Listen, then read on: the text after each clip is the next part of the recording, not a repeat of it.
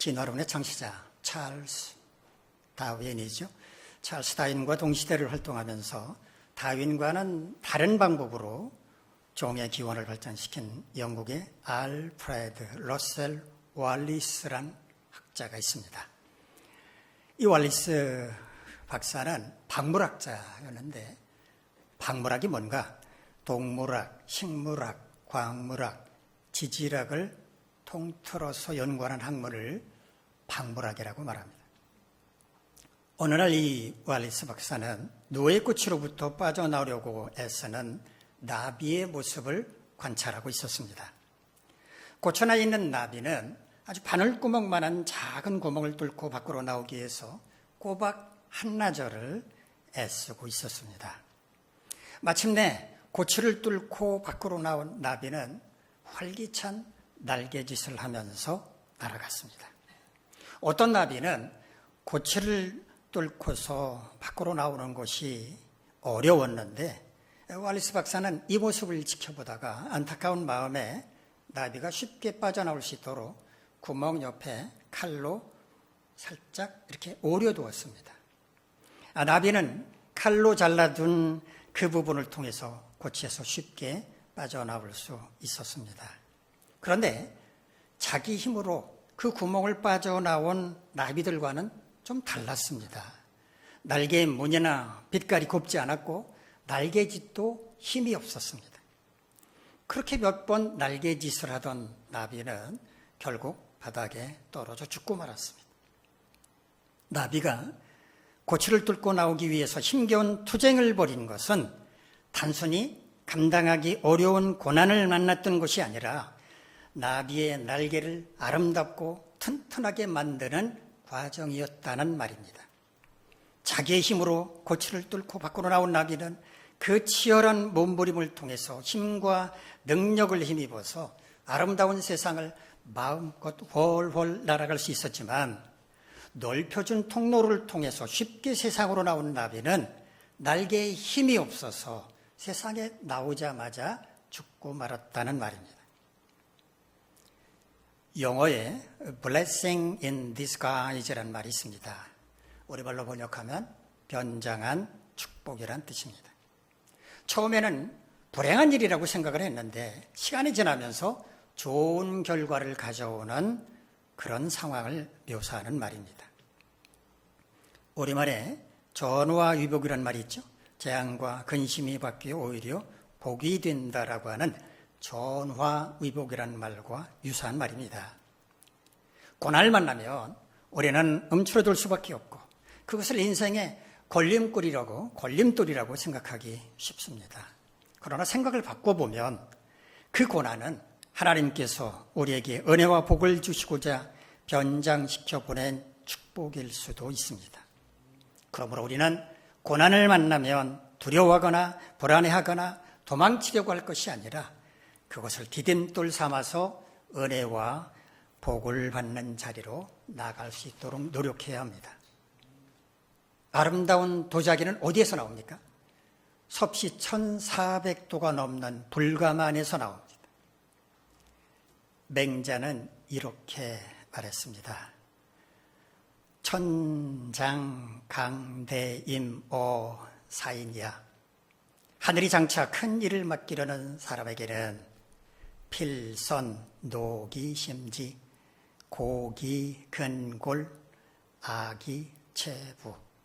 반드시 먼저 그 마음에 품은 뜻을 지치게 만들고 그 근육과 뼈를 고통스럽게 하고 그 몸과 피부를 굶주리게 하며 궁핍기신행 본란기소위 그 삶에 궁핍함을 주거나 하는 일마다 어지럽게 하나니 시고 소위 동심인성 정익기 소불능.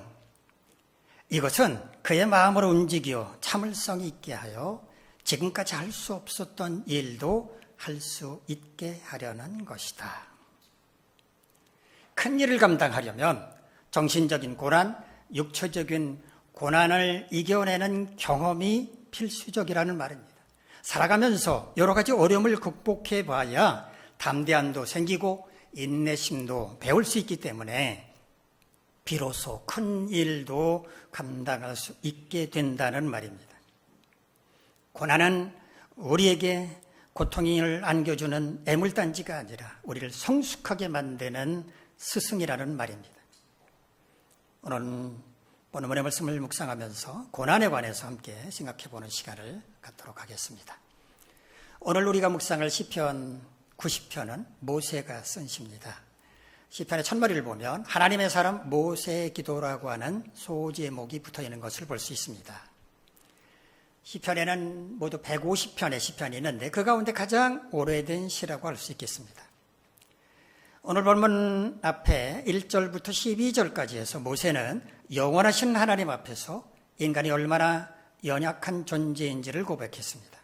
하나님은 천지가 생기기 이전부터 존재하셨던 영원하시고 전능하신 분이시지만 그분 앞에서 우리 인간은 한없이 작은 존재라고 고백했습니다.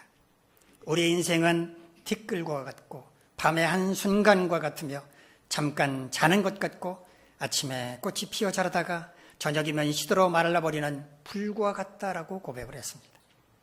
강건하면 80인 우리의 인생은 수고와 슬픔뿐이고 그마저도 화살처럼 신속하게 날아간다고 말했습니다. 이런 고백이 있고 난 뒤에 오늘 본문으로 이어지고 있는데 우리 본문 13절 말씀 화면을 보면서 한번 같이 읽겠습니다. 시작. 여호와여 돌아오소서 언제까지니까 주의 종들을 불쌍히 여기소서. 돌아오소서 라고 우리말로 번역한 히브리어는 슈브란 말인데요, 되돌아간다는 뜻입니다. 되돌아간다는 말이 무슨 뜻입니까? 원래 있던 곳 혹은 원래 있던 상태로 돌아간다는 의미가 아닙니까? 그러므로 모세가 하나님을 향해서 돌아오소서라고 말하는 걸 보면 하나님께서 그들을 떠나가셨다라고 하는 것을 알 수가 있습니다. 언제까지 떠나 계시겠습니까? 라고 말하는 것으로 밀어볼 때 하나님께서 그들을 떠난 지가 오래되었다는 것을 알 수가 있습니다. 주의 종들을 불쌍히 여겨달라고도 말하는데 하나님께서 그들을 떠나신 이유가 바로 그들의 잘못 때문이라는 것을 짐작할 수가 있습니다. 이제 노여움을 푸시고 그들을 불쌍히 여기셔서 다시 그들에게로 오셔서 그들과 함께 해주시기를 간구하고 있는 것입니다.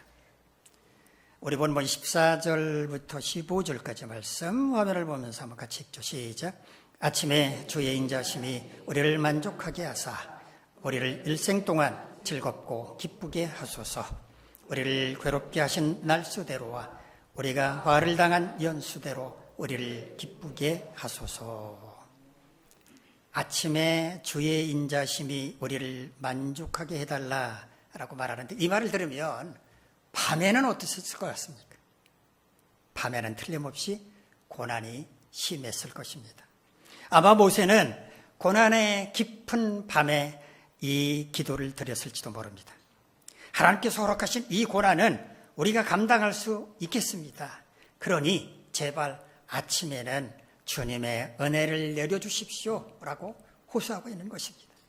그런데 모세는 하나님께서 베풀어 주실 은혜가 어떠했으면 좋을지 그 규모를 구체적으로 말해주고 있습니다. 우리를 일생 동안 즐겁고 기쁘게 해달라는 것입니다. 시편 90편의 내용을 볼 때 모세가 이 시를 쓴 것은 인생의 말년이었을 것으로 보입니다. 따라서 인생 말년에 남은 일생 동안 즐겁고 기쁘게 해달라고 모세가 말하는 것은 그렇게 무리한 요구라고 말할 수 없습니다. 그런데 모세는 이 요구가 너무 과하지 않았을까 생각을 했던지 조금 수정해서 이렇게 말합니다. 우리를 괴롭게 하신 날수대로와 우리가 화를 당한 연수대로 우리를 기쁘게 하소서. 일평생 즐겁고 기쁘게 살아가는 것이 좀 과하다면 그러면 하나님께서 우리에게 고통을 주신 날수대로 또 우리로 하여금 화를 당하게 한 연수대로 기쁘게 해주시면 안 되겠습니까? 라고 요구를 하고 있는 것입니다. 우리에게 고난을 주신 만큼 기쁘고 즐거운 날도 주셔야 형평성에 맞지 않습니까? 라고 말하는 것이나 마찬가지입니다. 모세가 하나님을 향하여 이렇게 요구할 수 있었던 것은 하나님께서 그들에게 허락하신 고난을 그들이 잘 감당했다는 것을 말해주는 것이라고 봅니다. 우리는 하나님께서 허락하신 고난에 대해서 꾀부리지 않고 잘 감당해 왔다는 걸 주님이 잘 아시지 않습니까? 그러므로 이제 즐겁고 기쁜 날도 허락하여 주셔야 되지 않습니까? 라고 말하는 겁니다. 우리 본문 16절에서 17절 말씀 화면을 보면서 같이 읽겠습니다. 시작. 주께서 행하신 일을 주의 종들에게 나타내시며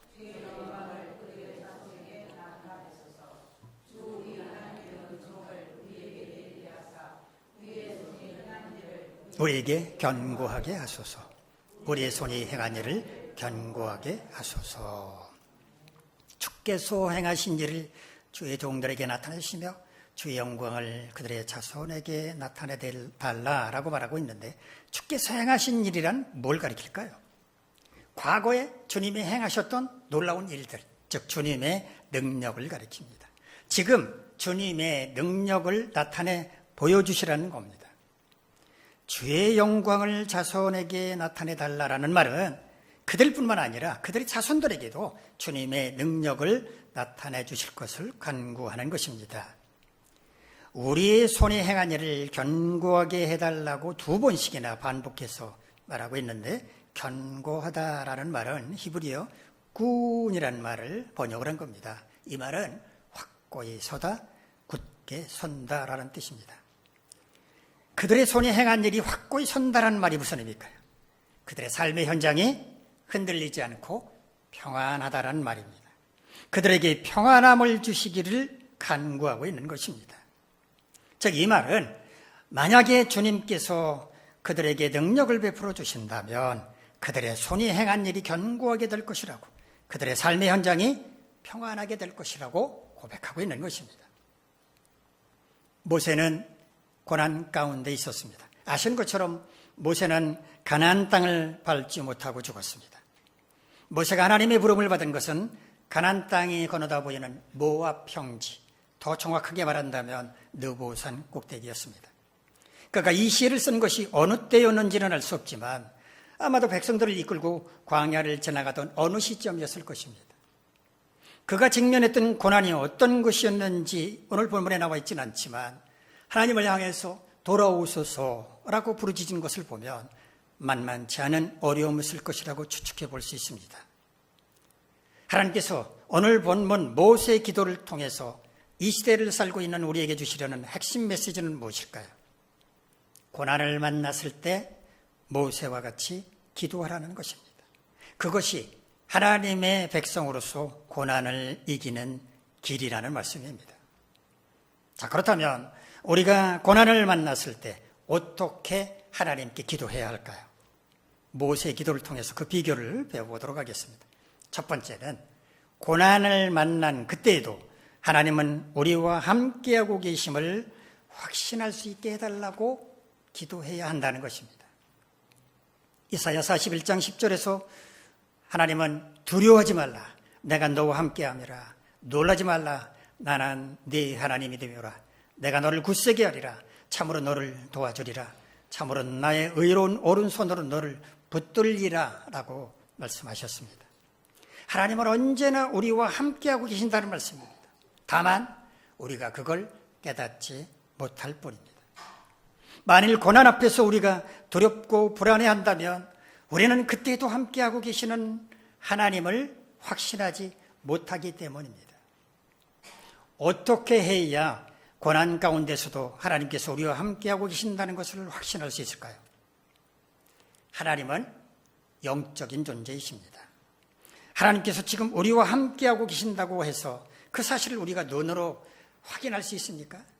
확인할 수 없습니다. 그것은 믿음의 문제입니다. 지금 하나님께서 우리와 함께하고 계신 것을 믿는다면 하나님은 우리 곁에 계십니다. 그러나 우리가 그것을 믿지 못한다면 하나님은 우리 곁에 계시지 않는 겁니다. 이 확신은 우리의 의지만으로 되는 게 아닙니다. 하나님께서 우리에게 믿음을 주셔야 믿어지는 겁니다. 불신자들에게 복음을 전할 때 흔히 듣게 되는 질문이 있습니다. 증거가 있어야 믿든지 말든지 할 거 아닙니까? 증거를 보여주시면 내가 믿겠습니다 라고 말합니다.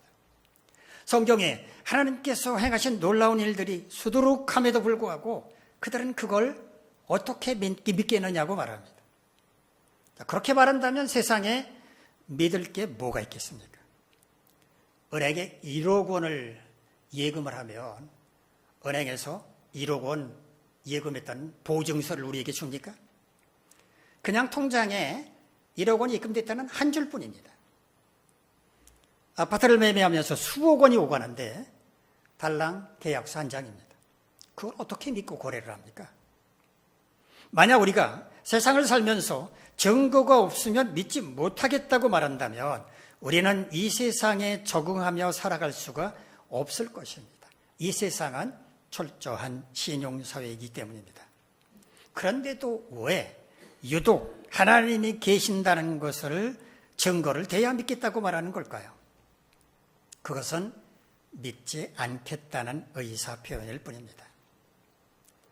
우리가 가게에서 물건을 구입할 때 신용카드로 계산을 하면 주님은 대금을 받았다고 믿습니다. 그와 같이 하나님이 계시다고 하는 것을 믿으면 되는데 믿고 싶지 않기 때문에 핑계를 대는 것입니다. 세상에 존재하는 종교 가운데 자기들이 믿는 신이 존재한다는 증거를 가진 종교가 있습니까? 없습니다. 종교는 믿음에서 출발하는 것입니다. 우리가 고난을 만났을 때 하나님 그때에도 우리와 함께하고 계시는데 그것을 우리가 믿는다면 하나님은 그때에도 우리와 함께하고 계시는 겁니다. 그러나 믿지 못한다면 하나님은 거기에 계시지 않는 분이 됩니다. 하나님은 영이로 존재하는 분이기 때문입니다.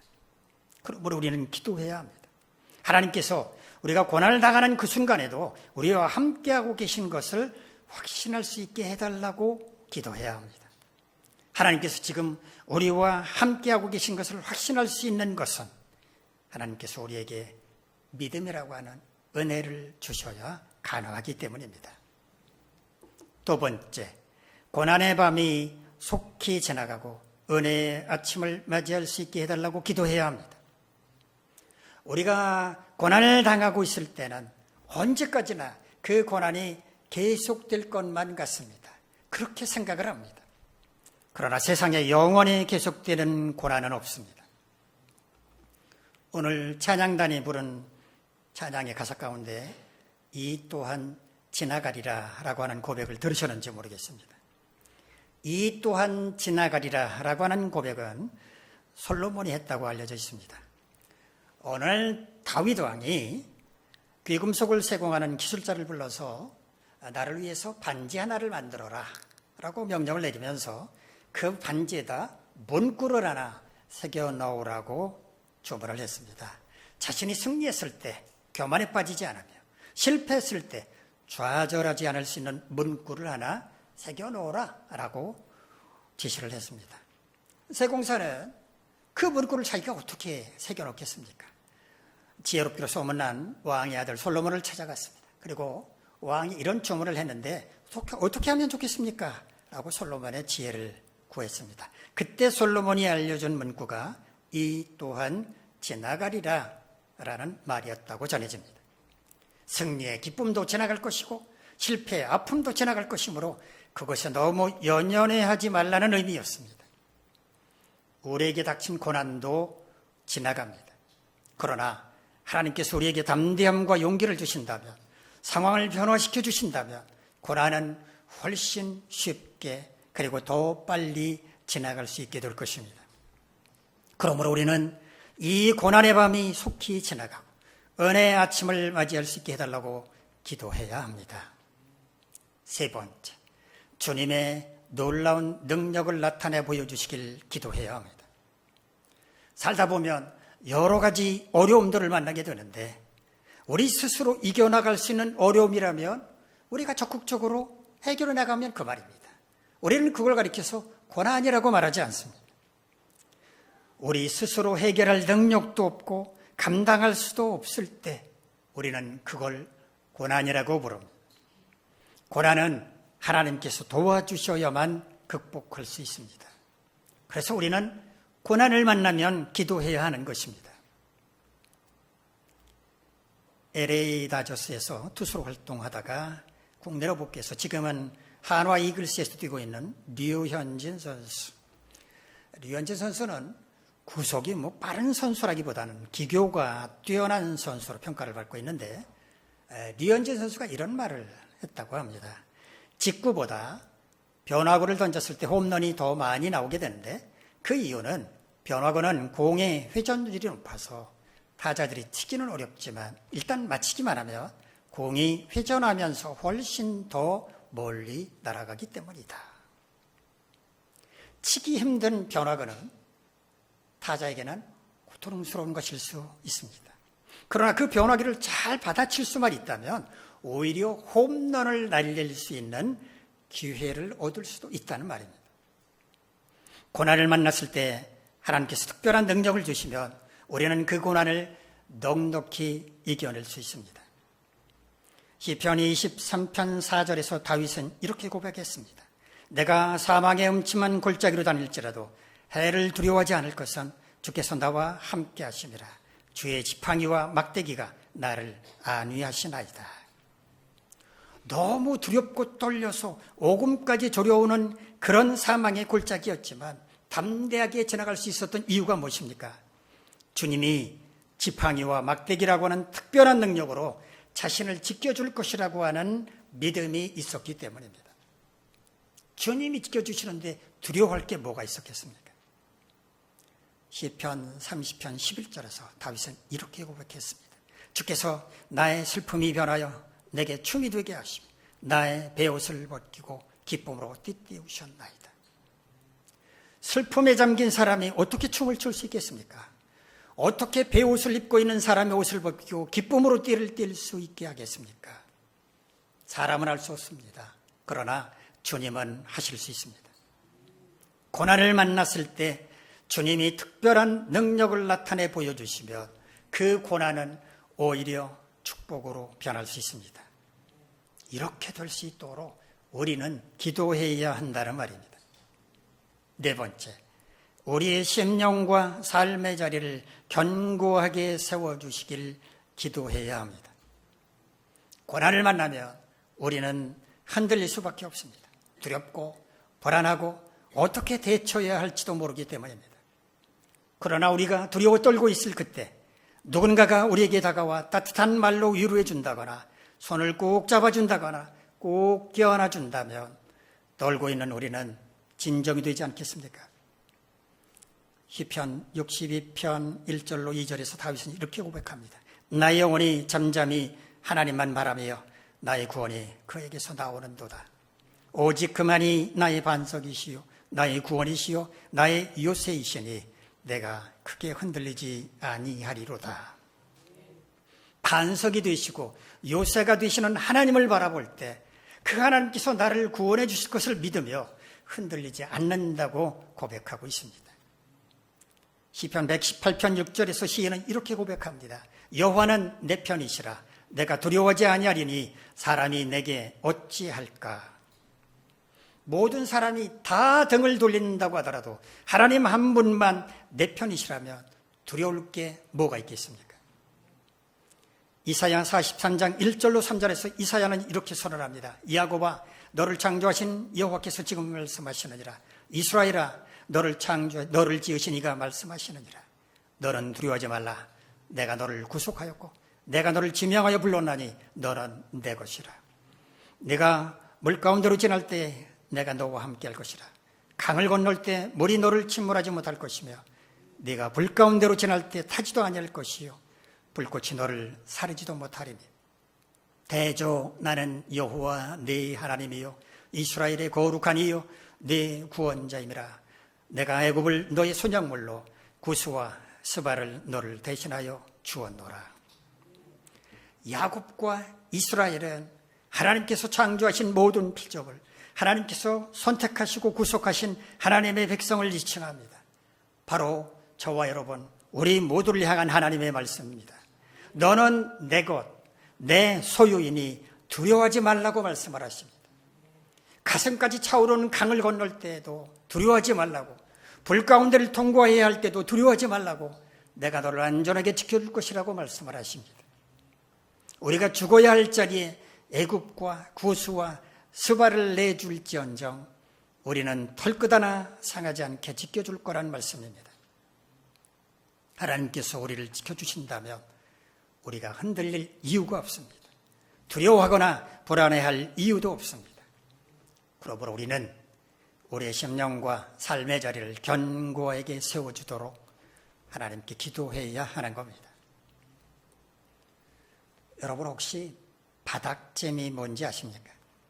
영어로는 밸러스트라고 합니다. 바다를 항해하는 배나 공중을 떠다니는 열기구의 평형을 유지하기 위해서, 중심을 잡아주기 위해서 바닥에 채워놓는 돌이나 무거운 짐을 바닥짐, 밸러스트라고 합니다. 일평생 아프리카를 위해 헌신했던 데이비드 리빙스턴이 어느 모임에서 이렇게 말했다고 합니다. 거친 바다를 항해하는 배가 균형을 유지할 수 있는 것은 배 밑바닥에 있는 바닥짐 때문입니다. 인생이라고 하는 긴 여정에서도 무겁게 느껴지는 바닥짐이 있어야 무너지지 않습니다. 사실 리빙스턴에게는 다른 사람에게 차마 이야기하지 못하는 자신만의 고통이 있었다고 합니다. 그에게는 가출한 방탕한 아들이 있었기 때문입니다. 그런 아들로 인해서 리빙스턴은 사람들 앞에서 더 겸손했고 어려움을 당한 사람을 보면 외면하지 않았다고 합니다. 어쩌면 그에게는 아들이라고 하는 바닥짐이 있었기 때문에 교만하지 않은 삶을 살았는지도 모릅니다. 우리는 살면서 여러 가지 고난을 만납니다. 세상에 고난을 모르고 사는 사람 아무도 없습니다. 그 고난 때문에 우리는 두려워하고 불안해합니다. 그러나 그 고난은 우리에게 바닥짐과 같을 수 있습니다. 고난이 있어서 우리는 교만해지지 않고 고난 때문에 하나님만을 전적으로 의지하게 되며 고난으로 인해 우리가 얼마나 연약한지를 깨닫게 될 것입니다. 그러므로 우리는 고난을 만나면 조랭랑치려고 할 게 아니라 어떻게 지혜롭게 고난을 이겨낼 것인지를 생각해야 합니다. 우리는 전능하신 하나님의 자녀입니다. 하나님의 자녀에게는 특권이 있습니다. 고난도 하나님과 함께 이겨낼 수 있는 특권입니다. 그러므로 우리는 고난을 만나면 하나님께 기도해야 합니다. 우리가 고난 중에 하나님께 기도하면 그 고난은 내가 해결해야 할 문제가 아니라 하나님께서 해결해야 하는 문제가 되기 때문입니다. 우리는 어떻게 고난 중에 하나님께 기도할까요? 첫째, 고난을 만난 그때에도 하나님은 우리와 함께하고 계심을 확신할 수 있게 해달라고 기도해야 합니다. 하나님은 언제나 우리와 함께하고 계시지만 그걸 깨닫지 못할 때 두려워하고 불안해할 수밖에 없습니다. 그러나 하나님께서 우리에게 믿음을 주시면 확신할 수 있습니다. 두 번째, 고난의 밤이 속히 지나가고 은혜의 아침을 맞이할 수 있게 해달라고 기도해야 합니다. 하나님께서 우리에게 용기를 주시고 상황을 변화시켜 주시면 고난은 훨씬 쉽게 더 빨리 지나갈 수 있게 될 것입니다. 셋째, 주님의 놀라운 능력을 나타내 보여주시길 기도해야 합니다. 고난을 만났을 때 하나님께서 특별한 능력을 주시면 우리는 그 고난을 넉넉히 이겨낼 수 있고 그 고난은 오히려 축복으로 변할 수도 있습니다. 넷째, 우리의 심령과 삶의 자리를 견고하게 세워주시길 기도해야 합니다. 고난을 만나면 우리는 흔들릴 수밖에 없지만 하나님께서 우리를 지켜주시면 우리는 흔들리지 않을 수 있습니다. 두려워하거나 불안해할 이유도 없습니다. 여러분 모두 살아가면서 고난을 만났을 때 두려워하거나 불안해하거나 좌절하지 마시고 먼저 하나님께 기도부터 할 수 있기를 바랍니다. 그럴 때 그때에도 함께 하시는 하나님으로 인하여 위로를 받고 주님의 은혜와 능력으로 고난을 넉넉히 이겨내고 오히려 고난을 축복의 통로로 삼으실 수 있게 될 것입니다. 여러분 모두에게 이런 은혜가 임하기를 주님의 이름으로 기원합니다. 기도하겠습니다. 자비로우신 하나님, 우리 모두 고난을 만났을 때 두려워 떨지 말게 하시고 먼저 주님께 기도함으로 주님이 내려주시는 은혜로 그 고난을 넉넉히 극복하고 오히려 그 고난을 축복의 통로로 삼을 수 있게 하옵소서. 예수님의 이름으로 기도하옵나이다. 아멘. 자리에서 일어나서